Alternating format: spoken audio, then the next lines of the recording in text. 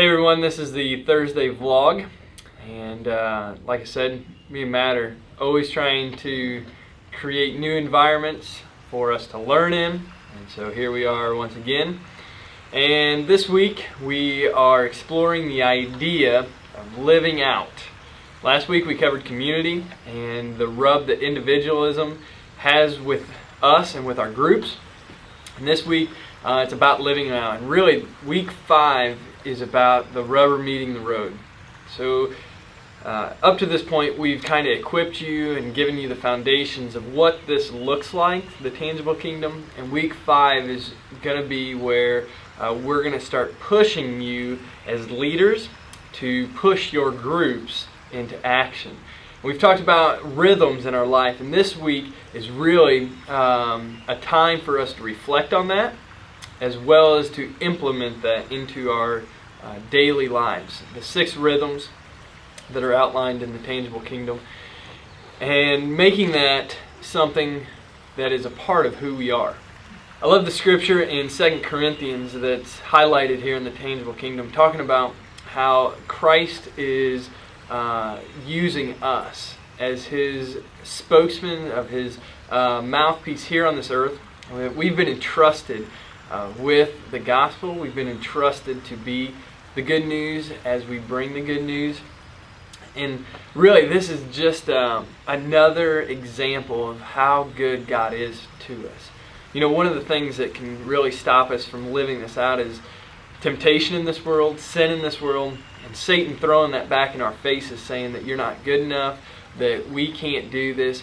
But the thing is, we serve a mighty God, and though we may be sinners that do not have the qualifications to fully live out this thing, we serve a God whose credentials and support is so much bigger than us, and He does qualify us to be the good news here on this earth. He has given that to us as a responsibility through Matthew 28 and the Great Commission.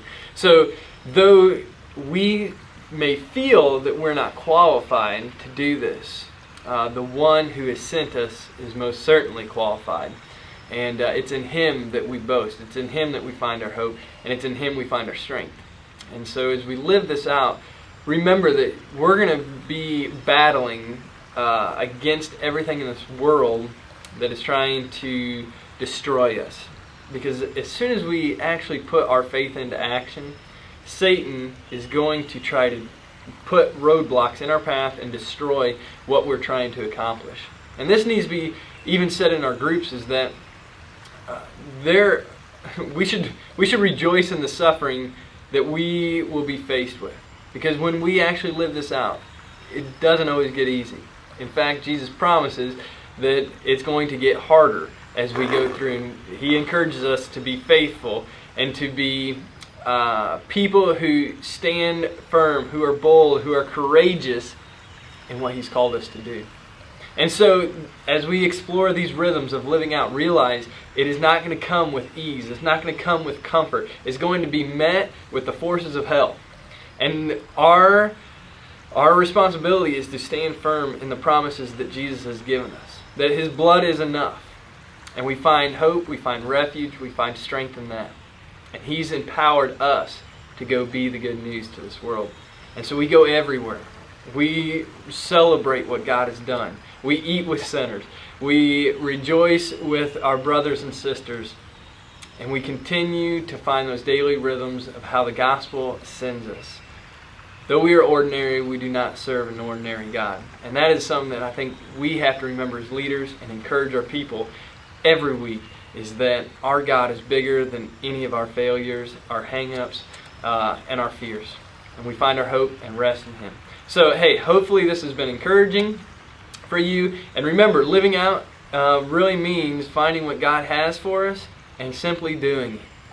And so, may the peace of God be with you, and that you be bold and courageous this week with the gospel, and encourage your groups to do the same.